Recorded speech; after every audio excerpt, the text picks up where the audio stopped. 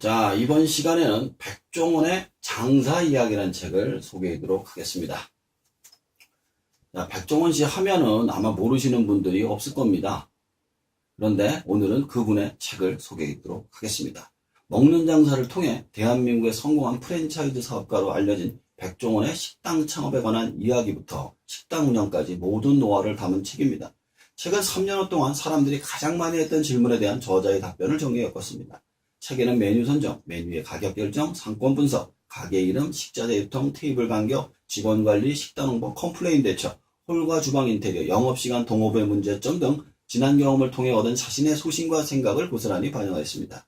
또한 식당을 창업할 마음이 있는 사람이라면 누구나 궁금해할 사항들을 사례로 들어 설명함으로써 쉽게 이해할 수 있도록 했습니다. 저자가 겪은 다양한 실패 사례를 통해 식당 창업은 오랜 기간 동안 철저한 분석과 노력이 있어야만 성공할 수 있다고 강조하고 먹는 장사에 대한 즐거움을 찾는다면 행복한 식당 창업이 될 것이라고 조언하고 있습니다. 그럼 백종원 씨를 대부분 잘 아시겠지만 어떤 분인지 소개해드리면 일단 배우 소유진 씨의 남편으로 유명해졌죠. 그런데 이제 소유진 씨가 백종원 씨의 부인으로 더 많이 알려지고 있습니다.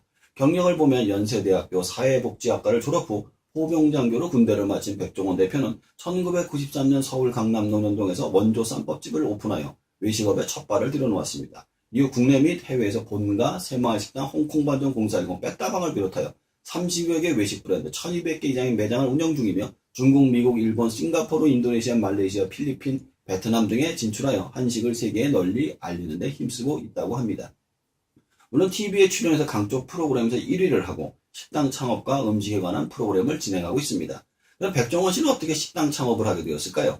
이게 재밌는 게 원래는 식당 창업을 처음으로 하게 된 게 대학교 때 학교 앞에서 호프집에서 알바를 하는데 알바를 한 이유가 맥주를 마음대로 먹을 수 있어서 한 것이라고 합니다. 장사가 너무 안 돼서 주변 할머니가 접을까 생각을 하고 있어서 살려보겠다고 주변을 살펴보니 통닭을 배달하는 집이 없었던 겁니다. 그래서 주변 아파트에 전단지를 붙이고 통닭 배달을 알려보니 대박이 나서 너무 바빠지게 된 겁니다. 그래서 할머니가 너무 힘들어서 내가 못할 것 같다고 하면서 호프집 경영을 백종원 씨에게 넘기는 게 식당 창업의 시작이었다고 합니다. 나중에 접고 대학교를 졸업하고 나선 자신에게 큰 돈을 벌려고 건축업을 하려고 도전을 하게 됩니다. 처음부터 건축회사를 할 수가 없어서 인테리어 업체를 차려놓고선 전화만 기다리는 거죠. 여기서 재밌는 게 음식적 할 때는 그렇게 머리가 확확 돌아갔는데 자기가 좋아하지 않는 건축업을 하니 머리가 안 돌아간다고 하더라고요. 그리고 손님이 없던 어느 날인가 복덕방에 놀러가서 이야기를 나누다가 식당을 소개받았는데 인사겸해서 그냥 싸게 주시면 하고요 하는 말이 씨가 돼서 얼떨결에 음식점을 인수하게 됩니다. 그래서 시작한 게 원조 쌈밥집. 그런데 이게 장사 잘 되는 겁니다.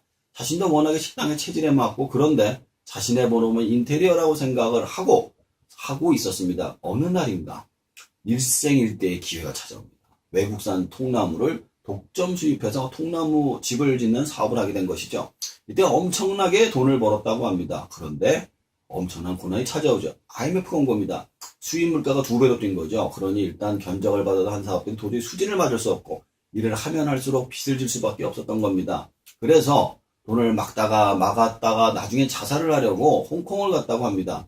홍콩을 간 이유가 죽기 전에 맛있는 거라도 먹어보고 죽으려고 갔다가 가서 먹다 보니 아까운 아이템이 너무 많아서 한국으로 돌아와서 자신의 식당 2층에서 채권단들을 모두 모아놓고 이렇게 이야기했다고 합니다. 저를 지금 감옥으로 보내시든지 아니면 저를 믿고 천천히 돈을 받으시든지 하셔야 할 것 같습니다. 라고 이야기를 해서 설득을 해서 모든 건설 관련 사업을 접고 그때부터 완전히 음식점으로만 올인해서 음식점의 전설이 시작된 것이죠. 백종원 씨가 말하는 식당 창업은 사람들에게 하는 조언은 우선 안 되는 식당부터 가서 보라고 합니다. 보통 퇴직을 하고 식당을 하게 되는 경우 식구들끼리 쭉 앉아서 회의를 합니다. 엄마가 국수를 잘하니 국수집을 하자. 그리고 잘 되는 국수집을 갑니다. 그래서 줄 서서 먹어보면 그렇게 맛있는 것도 아니고 친절하지도 않고 내가 해도 이거보다 잘할 것 같다는 생각으로 시작을 해서 크게 망하는 경우가 많습니다. 그래서 차라리 안 되는 집에 가서 보면 국수 맛도 어느 정도 되고 손님도 없으니 친절합니다. 그리고 가게주니 멍하니 가게 앉아있는 거 보면 거기서 한 50% 이상이 포기를 한다고 합니다. 그리고 하겠다라는 분들을 보면 자꾸 잘 안 되는 가게에 먼저 취직을 해서 일을 해보는 게 좋다고 합니다. 일단 작은 집에서는 서빙에서 요리까지 모든 일을 다 해야만 하기 때문이죠. 그렇게 일을 하다 보면서 거기서 남은 사람의 절반이 포기합니다. 이렇게 열심히 해도 도저히 수익이 안 된다는 것을 몸으로 겪기 때문이죠. 그래도 남은 사람들은 이제 경력을 가지고 잘하는 집에 취직을 해서 제대로 경영을 배워서 창업에 도전하라고 합니다. 처음부터 잘하는 집에 취직을 하면 부분의 일, 즉 서빙이나 접객 정도밖에 배울 수 없지만 작은 집에서 경력을 쌓아오는 손님을 보아야 하기 때문에 그렇게 된 것이죠. 그리고 식당을 창업할 때 몫이 제일 중요한데 일단 권리비나 보증금, 월세가 비싸더라도 일단 창업은 목이 좋은 곳에 시작을 해야 된다고 합니다. 아무리 내가 좋은 음식을 만들 수 있다 하더라도 알려지지 않으면 아무 소용이 없습니다. 그리고 사람들은 새로운 음식을 시도를 하지만 단골이 되기 쉽지 않습니다. 그래서 내 입맛이 아니라 고객의 입맛에 맞춰서 음식의 종류와 간을 바꿔나가야 하지만 이건 역시 절대적인 것이 아니라 상황에 따라 유동적인 거라 쉽지 않습니다. 확실한 것은 내가 가진 이름으로 손님을 최대한 많이 모을 수 있는 상권에서 단골을 확보해야 한다는 것입니다. 그리고 재계약 시 자리를 옮겨서 조금씩 싼 곳으로 이사를 하면서 고객을 내가 위치한 곳에 판매할 수 있도록 전략을 짜야 한다고 합니다. 그리고 식당 창업을 하는데 너무 많은 비용을 사용하지 말라고 이야기를 하죠.